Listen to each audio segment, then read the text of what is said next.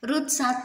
Rut dan Naomi. Pada zaman para hakim memerintah, ada kelaparan di tanah Israel.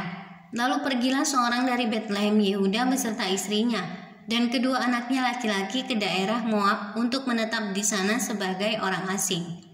Nama orang itu ialah Elimelek, nama istrinya Naomi, dan nama kedua anaknya Mahlon dan Kilion.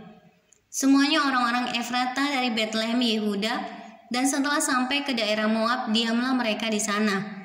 Kemudian matilah Elimelek suami Naomi, sehingga perempuan itu tertinggal dengan kedua anaknya.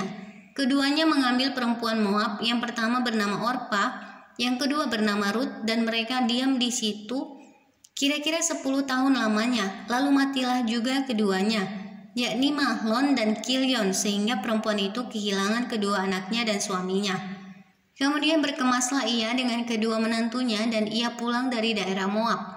Sebab di daerah Moab ia mendengar bahwa Tuhan telah memperhatikan umatnya dan memberikan makanan kepada mereka.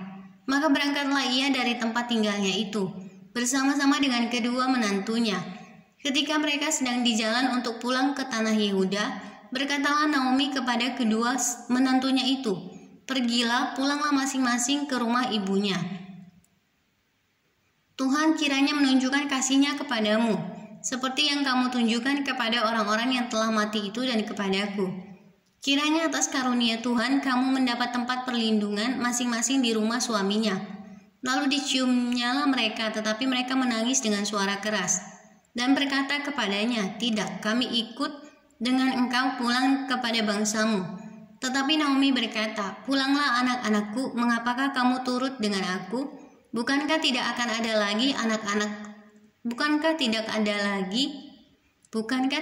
tidak akan ada lagi anak laki-laki yang kulahirkan untuk dijadikan suamimu nanti?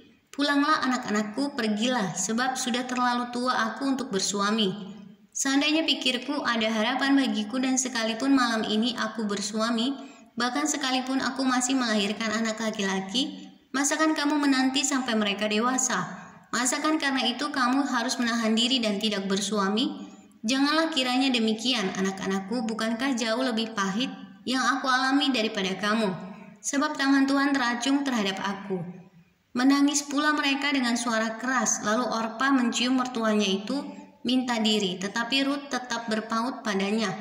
Berkatalah Naomi, "Telah pulang iparmu kepada bangsanya dan kepada para allahnya. Pulanglah mengikuti iparmu itu."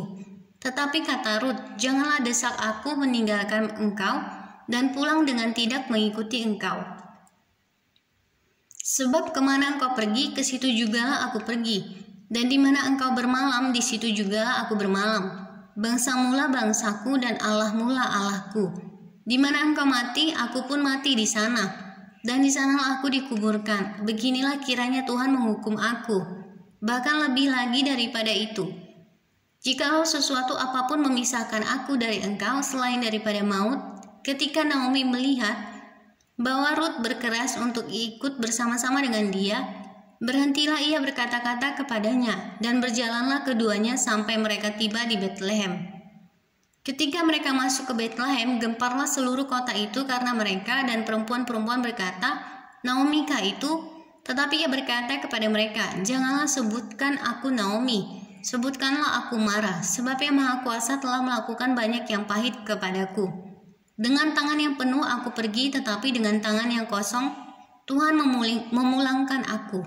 Mengapakah kamu menyebutkan aku Naomi? Karena Tuhan telah naik saksi menentang aku, dan Yang Maha Kuasa telah mendatangkan malapetaka kepadaku." Demikianlah Naomi pulang bersama-sama dengan Rut, perempuan Moab itu, menantunya yang turut pulang dari daerah Moab, dan sampailah mereka ke Betlehem pada permulaan musim menuai jelai.